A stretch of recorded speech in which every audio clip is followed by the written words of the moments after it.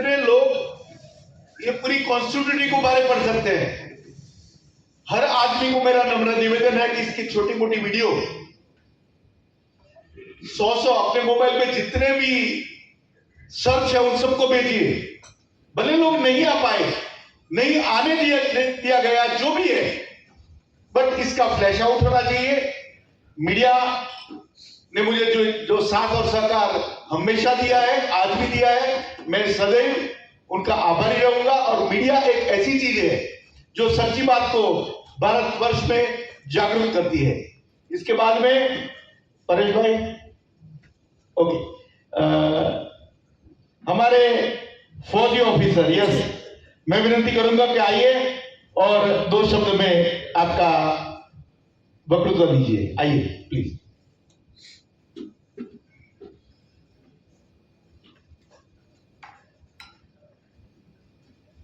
धन्यवाद भरत शाह जी। मंच पे बैठे हुए सब मान्यवर, मेरे सामने बैठे हुए सब भाई और बहनों,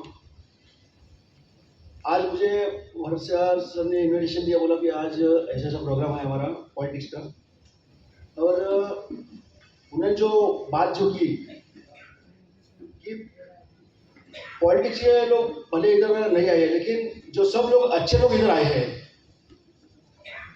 और अच्छे लोग इधर आके अपना अच्छे कार्यक्रम हो रहा है। और वो जो बोल रहे हैं सही कि बोरोली का जो कैंडिडेट होना चाहिए, ये सचमुच, क्योंकि बोरोली में रहने वाले जो लोग हैं वो लोगों ने बोरोली का ही कैंडिडेट रखना बहुत जरूरी है, क्योंकि स्थानीय ही कैंडिडेट होना चाहिए। और क्या पॉलिटिक्स के बारे में मुझे भाई ज़्यादा कुछ मालूम नहीं है, खाली मैं 26/11 में मैं ऑपरेशन में था। मेरा नाम Mangesh Anant Naik, operation 26/11/2008, president police medal for gallantry award और director general of police Maharashtra India medal. 26/11 में जो एग्जेक्ट कसम को कैसे अरेस्ट की, मैं आपको शॉर्ट में बताता हूँ। 26/11/2008 में अपने मुंबई शहर पर 10 आतंकवादियों ने हमला किया था, और हमें ऐसा मैसेज मिलने के बाद हम तुरंत डीबीवाड़ पुलिस स्टेशन से हमारा पुलिस वैन लेके गिरगांव चौपाटी पहुंचे। और उधर पहुंचने के बाद और एक मैसेज फ्लैश हुआ कि ये लोग ज़्यादा क्राउड है, ज़्यादा भीड़ है, वहाँ फायरिंग कर रहे हैं। ऐसा मैसेज मिलने के बाद हम तुरंत गिरगांव चौपाटी में हमारा टूरिज्म गाड़ी एक रहता है, वो वैन में हम लोग बैठ के, क्योंकि चौपाटी में 3-3.5 हज़ार के ऊपर क्राउड रहते हैं, लोग अपने फैमिली के साथ घूमने आते हैं, तो हम गाड़ी में बैठ के पूरा गाड़ी चौपाटी घुमा के पब्लिक को मेगाफोन से अनाउंसमेंट किया कि आप जितना हो सके उतना जल्दी से जल्दी घर में निकल जाइए, क्योंकि बहुत जगह फायरिंग्स और मामला चल रहे हैं। ऐसा बोल के हम लोगों ने गिरगांव चौपाटी आधा पौना घंटे में टोटल खाली की और कंफर्म किया कोई दिख रहे कि नहीं। कंफर्म होने के बाद गिरगांव चौपाटी फुटब्रिज जंक्शन, वहां नाकाबंदी स्टार्ट की। नाकाबंदी इस तरह की, जो मरीन लाइन से मलबारी जाने वाला रूट है वो हम लोगों ने टोटल नॉर्मल टोटल बंद किया था डबल बैरिकेड से, और एक गाड़ी चेक कर रहे थे, अंदर के लोग बैग डिक्की सब चेक कर रहे थे, और कोई डाउटफुल ना लग रहा है तो हमारे 2 लोग बैरिकेड ओपन करते थे, गाड़ी पास होने के बाद वापस बैरिकेड क्लोज। ऐसे एक गाड़ी चेक कर रहे थे तो हमें वापस एक वायरलेस कंट्रोल से मैसेज आया, एक स्कोडा गाड़ी NS रोड से आ रही है, तो गाड़ी के अंदर 2 लोग हैं, और गाड़ी के अंदर AK-47, hand grenade, bomb, magazine, ऐसा पूरा सामान भरा हुआ गाड़ी है। ऐसा मैसेज मिलने के बाद हम लोगों ने नाकाबंदी अधिक तेज की, और बराबर एक गाड़ी 12:30 के आसपास हमें स्पीड से आते समय दिखाई दी, और उन्होंने देखा अपना जाने वाला रूट ही पुलिस ने नाकाबंदी में बंद किया है। उसने अर्जेंट ब्रेक मारा और 40-50 मिनट में गाड़ी खड़ी हुई, गाड़ी की हेडलाइट्स ऑन थी, स्क्रीनशॉट चालू था, हमें एग्जैक्ट कितने लोग दिखाई नहीं दे रहे थे। तो हम लोगों ने उनको आवाज दी कि हम आप गाड़ी के नीचे उतर जाइए, गाड़ी की लाइट बंद कीजिए, लेकिन उन्होंने कुछ सुना नहीं, और सीधा हमारे ऊपर गाड़ी चलाने का ट्राई किया। लेफ्ट साइड में तुकाराम ओमले, मैं, सोनी शिर्के, हम लोग लेफ्ट साइड में थे, और हमारे राइट साइड में भास्कर कदम, भावदनकर, निकम अवार्ड, ये राइट साइड में थे, और बैरिकेड के बाहर 4 लोग थे। टोटल नाकाबंदी में हम लोग 15 लोग थे। और उन्होंने सामने का रास्ता तो बंद है, तो हमारे ऊपर चढ़ाने का ट्राई किया, हम तुरंत पीछे हट गए, उसने यू टर्न मारा। यू टर्न मारने के बाद गिरगांव चौपाटी में इतने हाइट पे एक रोड डिवाइडर है, तो रोड डिवाइडर पे गाड़ी जैसा टच हुआ तो गाड़ी में 2 आतंकवादी थे। जो कार ड्राइव कर रहा था उसका नाम अबू इस्माइल और लेफ्ट में अजमल का सा बैठा था। तो अबू इस्माइल ने डायरेक्ट पिस्टल से फायरिंग स्टार्ट किया, तो हमारे डिटेक्शन ऑफिसर भास्कर करम साहब, उन्होंने पहले पिस्टल चैम्बर लोड करके रखा था क्योंकि मैसेज ही वैसा मिला था।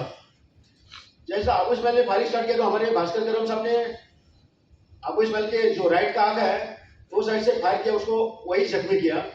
लेकिन ऐसे कंडीशन में भी वो नीचे झुक के AK-47 ऊपर निकल रहे, तो हमारे बाद में हेमंत बावडकर सर, उन्होंने उनके सर्विस रिवॉल्वर से उसके गर्दन में 3 राउंड फायर किया, उसको वही जख्मी किया। तो ये लोगों का राइट साइड में कार्रवाई चल रहा है, तो हमारा भी लेफ्ट साइड में कार्रवाई चलेगा।